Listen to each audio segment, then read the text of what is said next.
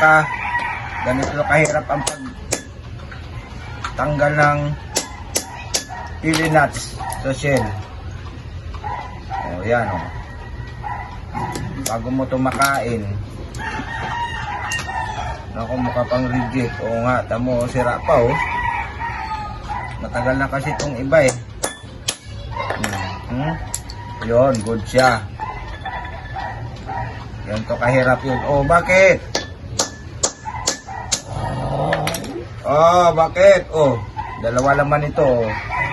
Minsanan lang yung, bira lang yung magkaroon ng dalawang laman.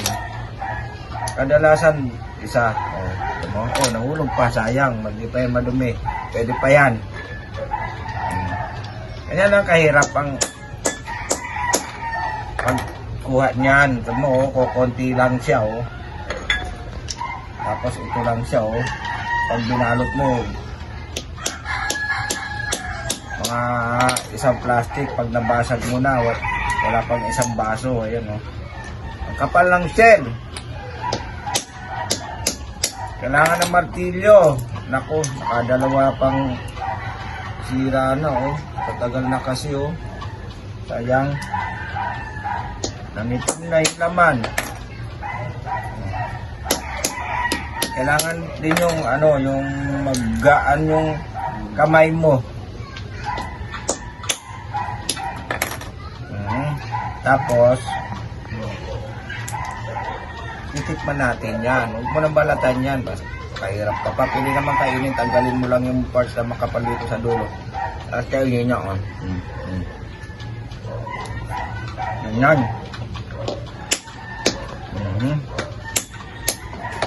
Kailangan tansyado mo yung palo. Pag naramdaman mo lumagutok ng konti, pihit mo kabilang side para pantay na ko. Halos naman nakakatatlo na ako, sira oh. Pangit. Kunti na lang. Ano ba problema mo, Tutay? Anong kaya away mo dyan? Hindi ka pwede nito.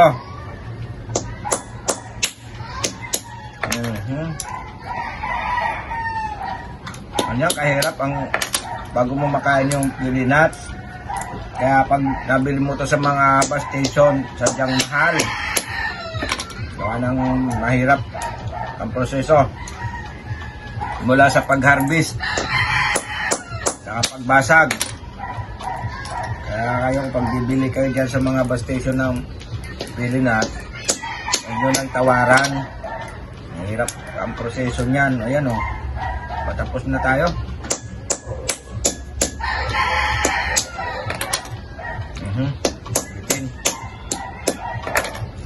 Pag nasobrahan mo kasi ng palo yan, durog.